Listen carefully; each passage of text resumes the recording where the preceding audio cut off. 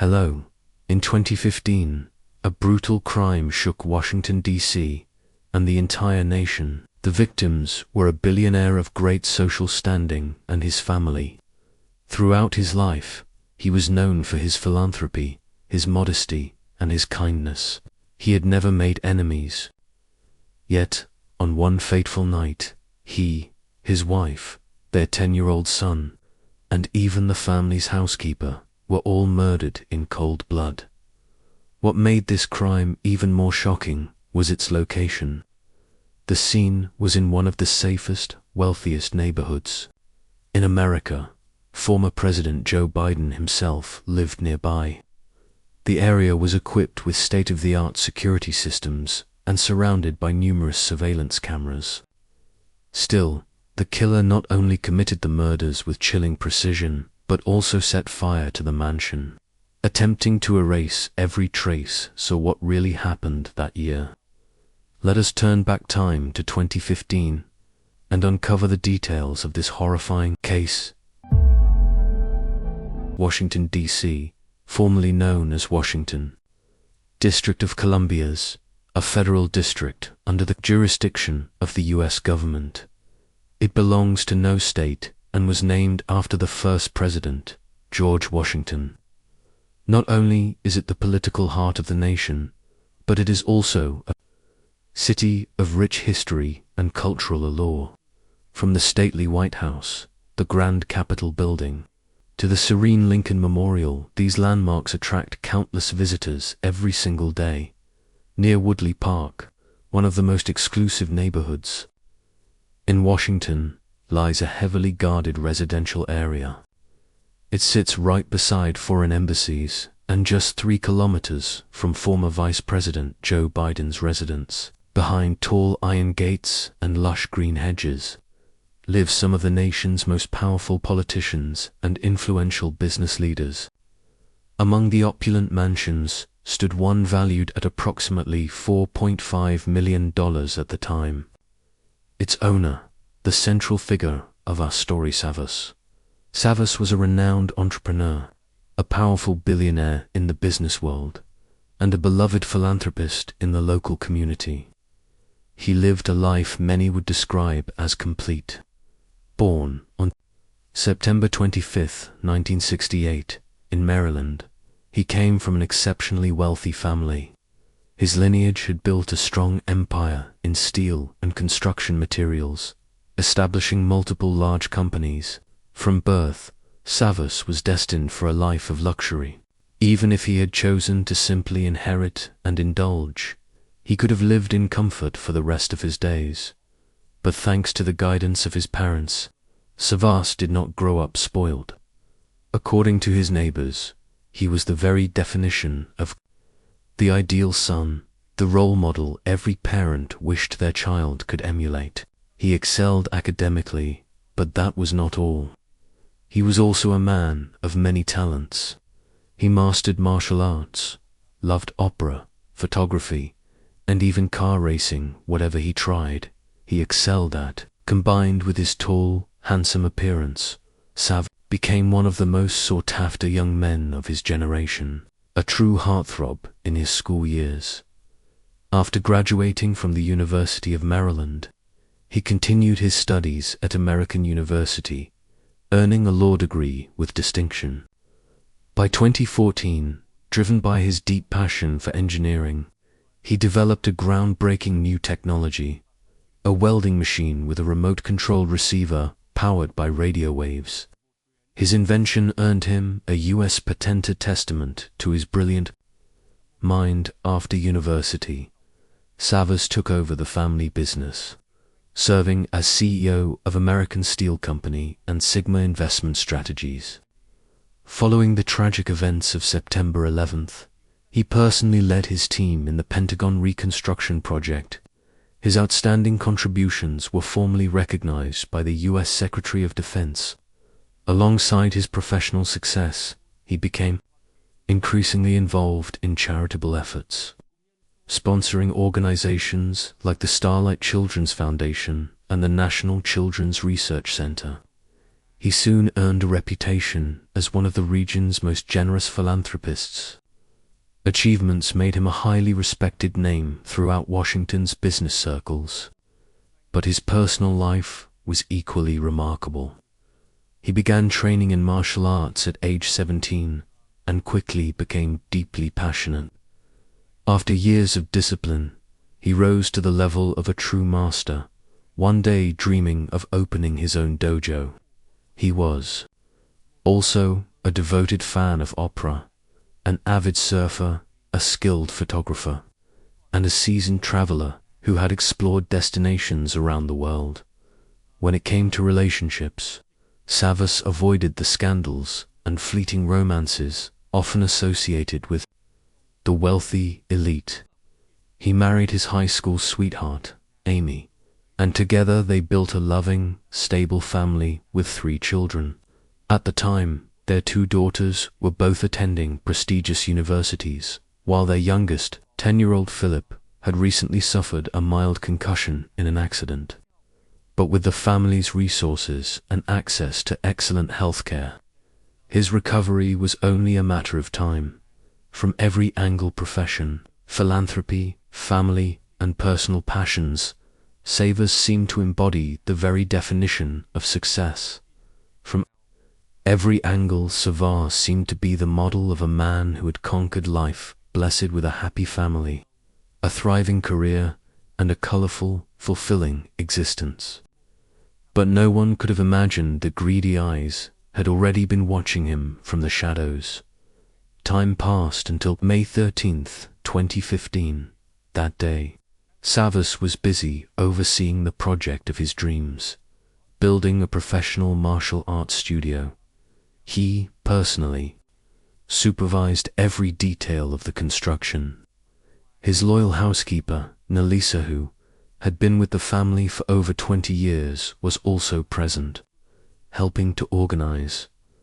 Around 5:30 p.m., his wife, Amy, called to say she had an urgent matter to attend to and asked him to return home early to look after the children. Without hesitation, Savvas instructed Nelisa to continue monitoring the project, then hurried back to his house. As she watched her employer's figure fade into the distance, Nelisa felt an unexplainable sense of unease. She had no way of knowing. This would be the last time she ever saw the man she had faithfully served for more than 2 decades. By 1:30 p.m. that afternoon, Washington D.C.'s fire department had received an urgent call. A mansion near Woodley Park was engulfed in flames. Thick black smoke poured from the second floor and attic as the fire raged violently. Within minutes, the alarm triggered a massive response. Over 50 firefighters rushed to the scene, while 6 police vehicles sealed off the entire street.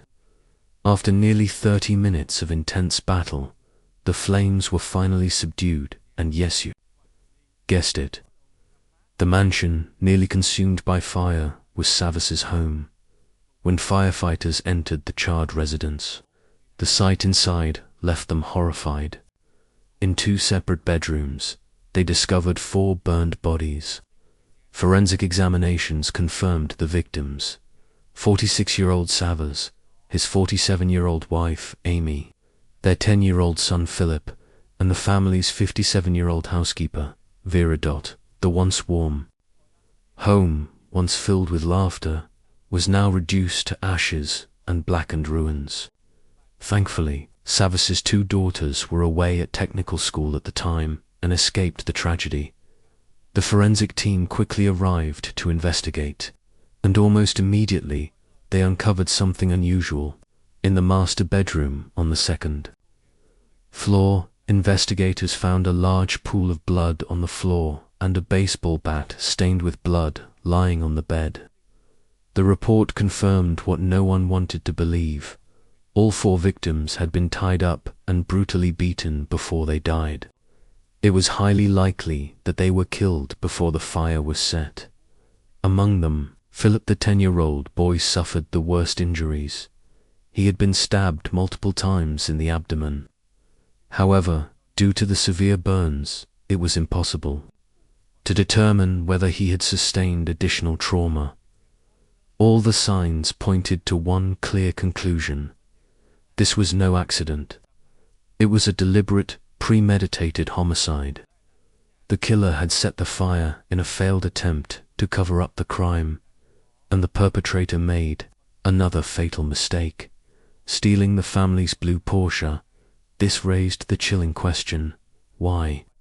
The Savvas family was admired by everyone in their community. They were well-respected, generous philanthropists who would want to slaughter an entire family and not even spare an innocent child. The gruesome murders immediately shocked all of Washington, D.C. journalists. Television crews, newspapers, and social media swarmed the scene. A cold-blooded crime in the very heart of American power quickly became the nation's top story. That same evening, the mayor of Washington, D.C. held an emergency press conference. With a stern face and resolute words, he declared, "This is a blatant provocation against our city, a vile crime that sends chills down our spines. We must bring those responsible to justice without delay." A massive manhunt was launched. During their examination of the house, police noted there were no signs of forced entry on doors or windows. And considering there were 4 victims including Savvas, a trained martial arts expert, it seemed nearly impossible for a single attacker to subdue them all without resistance. Experts began to suspect that the killer may have been someone the family knew. Perhaps this was the work of an organized group. With that, the investigation split into several directions. One team went searching for the stolen Porsche, while another questioned employees, acquaintances, and anyone who had recently interacted with the Savvas family. Soon, police uncovered several crucial leads from key witnesses. Housekeeper Nelisa told investigators that on the night of May 13th, Savvas sent her a voice message saying she didn't need to come to work the next day because Amy was sick and Vera, the nanny, would be staying to help. He also mentioned that Vera's phone battery had died, so there was no need to contact her. Nelisa admitted that she found the message a little strange. After all, finding a phone charger is hardly difficult. Still, since the whole family was at home together, she dismissed her concerns. Vera's husband also gave a statement. He explained that his wife had not returned home on the evening of May 13th. The next morning, worried, he went to the Savvas residence. When he arrived, he immediately noticed something odd. Savvas's blue Porsche was still parked in the driveway. Normally, at that time, Savvas would already be at work. Concerned for his wife, Vera's husband knocked on the door, but no one answered. Just as he prepared to leave, he received a call from Savvas himself. Savvas told him that Amy was unwell, Vera had gone with her to the hospital, and they would return later. Although it seemed unusual, Vera's husband trusted Savvas. After all, Savvas had been their employer for many years. He brushed aside his doubts and left. Based on the testimonies of these 2 individuals, detectives began to suspect. It was suspected that the Savvas family may have been held hostage on the evening of May 13th, perhaps even earlier that afternoon. The period of captivity could have lasted as long as 19 hours. So what exactly did the perpetrator want? Was this a case of personal vengeance or an act of senseless terror aimed at society? While police wrestled with these questions, Savvas's driver, Jordan, provided a crucial lead. He explained that on the evening of May 13th, Savvas had sent him a text message instructing him to pick up a package from the company the next morning and bring it back to the house. Police immediately checked surveillance footage to verify Jordan's account. Sure enough, at 9:40 a.m. on May 14th, he collected a package from the accounting department. Inside was $40,000 in cash, neatly divided into 4 bundles. At 10:26 a.m., Jordan delivered the package to the Savvas residence's garage and sent a text message confirming the drop-off. It was now obvious. This money was ransom, forced upon Savvas by the kidnappers, which meant the motive behind the hostage-taking was extortion. But here's the mystery. If this was really about money, why demand only $40,000? For a man of Savvas's wealth, such an amount was insignificant.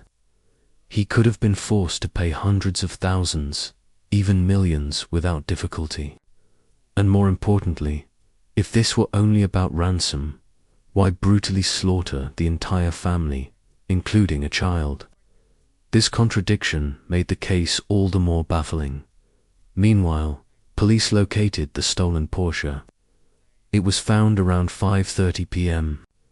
on May 14th in the parking lot of a church in Maryland, intentionally torched. Inside the burned vehicle, however, investigators discovered an intact jacket.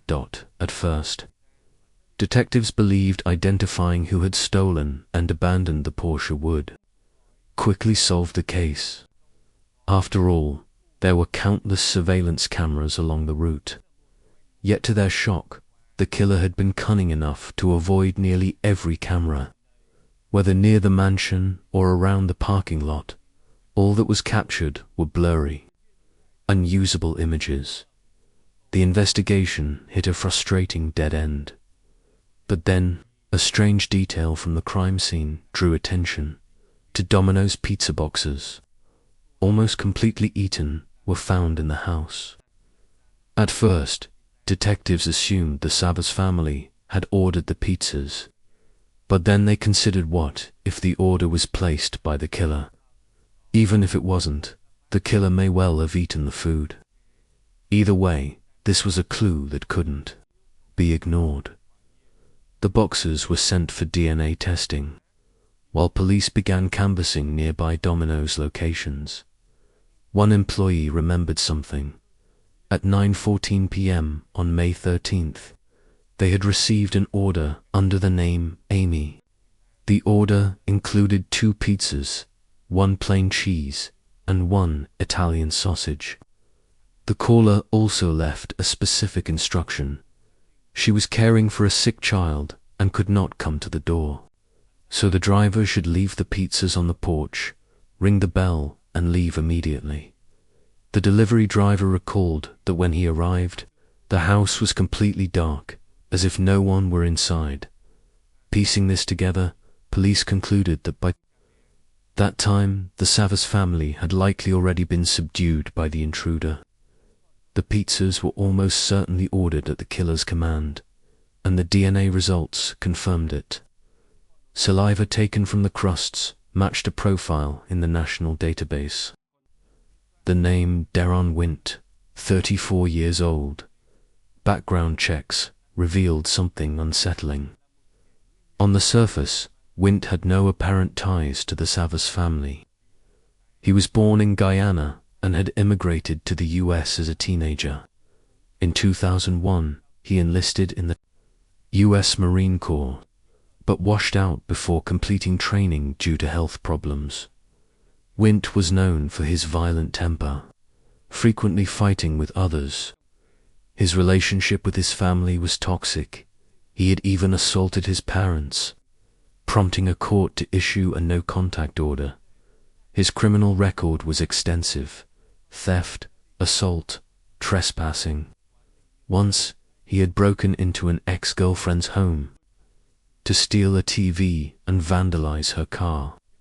He had even threatened to kill everyone, including his own parents. Police records described him as dangerous, always carrying knives, prone to explosive violence.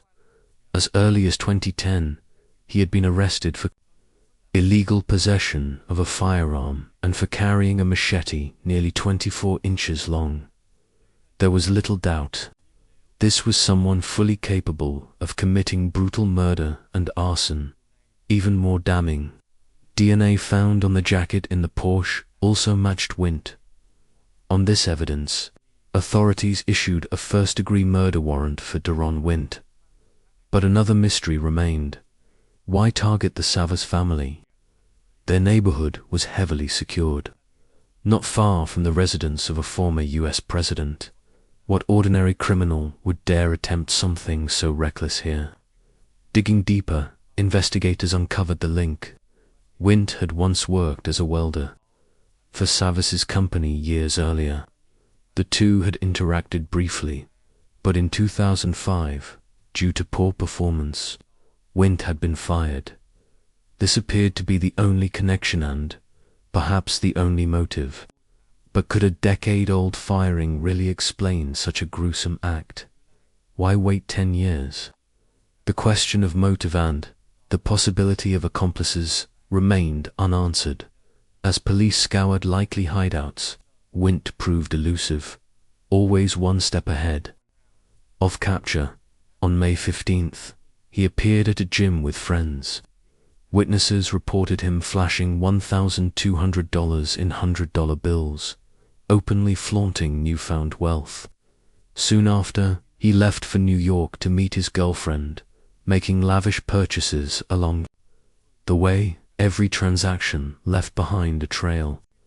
All of Darren's flashy spending was in $100 bills, the exact same denomination as the $40,000 ransom Savvas had arranged through his driver. For someone who had been broke, Darren's sudden display of wealth fit perfectly, convincing investigators they had the right man. But when police arrived at his girlfriend's home, Darren had already vanished. According to her, after seeing his face on television alongside the warrant for his arrest, he broke down screaming about turning himself in before quickly hailing a taxi back toward Washington. Reviewing his call records, detectives discovered Darren had contacted his brother, Daryl, and later his friend Chelsea. He told them he wanted to hire a lawyer and needed help. On May 21st, Chelsea drove to the Howard Johnson Hotel in Washington to pick him up. Right there, Darren pulled out $2,800 in cash and handed it to Chelsea, instructing her to retain an attorney. For him, afterwards, the group split into 2 cars and drove off. Police swiftly moved in, intercepting both vehicles. Inside Darren's car, they found $7,300 in cash. In the rental car with 3 women, no money was discovered. Once in custody, investigators pressed Darren for a confession. He remained stone-faced, denying everything, claiming ignorance at every question. Yet by then, police already had an overwhelming case. Not only was there forensic evidence, but eyewitnesses too. At around 12:10 p.m. on May 14th, someone had seen Darren entering the garage of the Savvas home. Later that same afternoon, shortly before firefighters discovered the burning Porsche, another witness spotted him loitering near the parking lot. Even more damning, at 6 p.m. that evening, Darren had used his own phone to frantically search suspicious phrases online. How to disable phone, GPS. Can phones be tracked? How to beat a lie detector. Best cities for fugitives. Extradition laws. He also obsessively refreshed the news, keeping track of every update about the Savvas mansion fire. Piece by piece, a chilling timeline emerged. Investigators concluded that Darren had likely subdued Amy, Vera, and Philip first. Using tenure Philip as leverage, he forced Amy to call her husband home. When Savvas entered the house, Darren either caught him off guard or threatened to harm Philip, compelling him into submission. It was a carefully staged plan, executed with a single goal: money. Perhaps Savvas's generosity and openness had made him, vulnerable Darren, who once worked at his company, had been exposed to the family's wealth firsthand.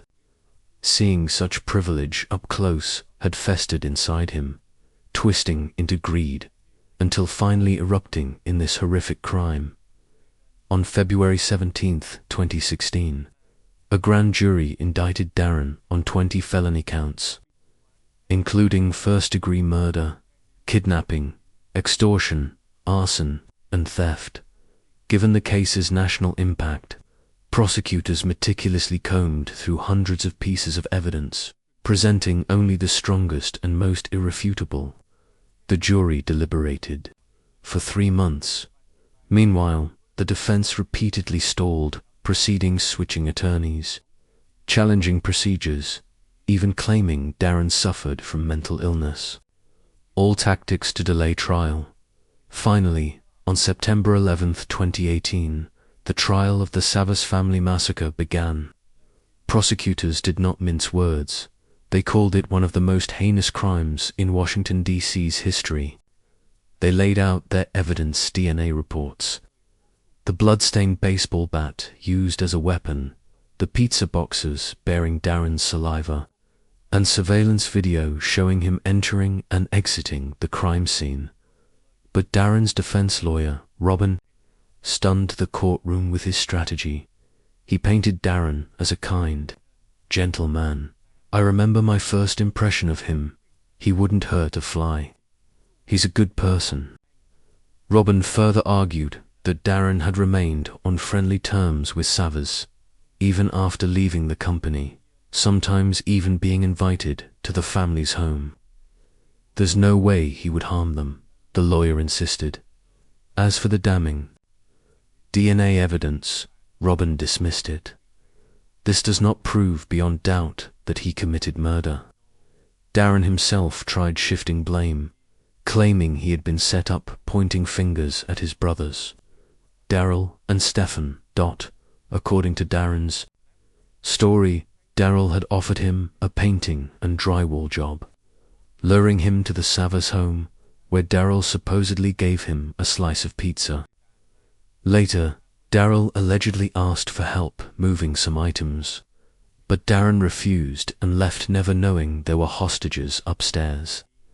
He even claimed that the next morning he saw Daryl driving the Savvas family's blue Porsche. When confronted, Daryl presented an alibi.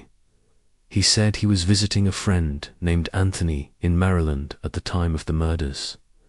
Anthony confirmed Daryl's visit, but couldn't recall the exact timing, casting some doubt on the alibi, still lacking concrete evidence against them. Both Daryl and Stephen were never charged. Darren remained the sole defendant. No one else was prosecuted. On October 25, 2018, after just 6 hours of deliberation, the jury unanimously found Darren guilty on all 20 counts, extortion and murder. Every charge was confirmed beyond doubt. On February 1, 2019, the judge sentenced him to 4 consecutive life sentences without parole for the murders. When the verdict was read, prosecutors, relatives of the Savvas family, and countless citizens following the case all breathed a sigh of relief. A years-long pursuit of justice had finally reached its conclusion, yet some mysteries remain unsolved at the beginning. Police suspected multiple perpetrators. In fact, their early reports described the crime as the work of a group, with Darren being just one among several. But in the end, only one man was convicted. That has left many with the uneasy feeling that the case is not truly closed. Other culprits might still be walking free. Washington, D.C.'s police chief openly stated, "This crime clearly shows signs of coordination. But as of now, we lack the full evidence to identify any accomplices. Further time and investigation are needed." The most puzzling question: why was no trace of another person ever found at the scene? No DNA, no fingerprints. If a group had really been involved, how could they execute everything so flawlessly, leaving behind nothing at all? To this day, there is no answer. Another question cuts even deeper. If Darren's motive was money, why didn't he stop once he had the $40,000 ransom? Why murder an entire family and set the house on fire, destroying his own life in the process? Was it to silence witnesses, a loss of control, or simply cold-blooded cruelty?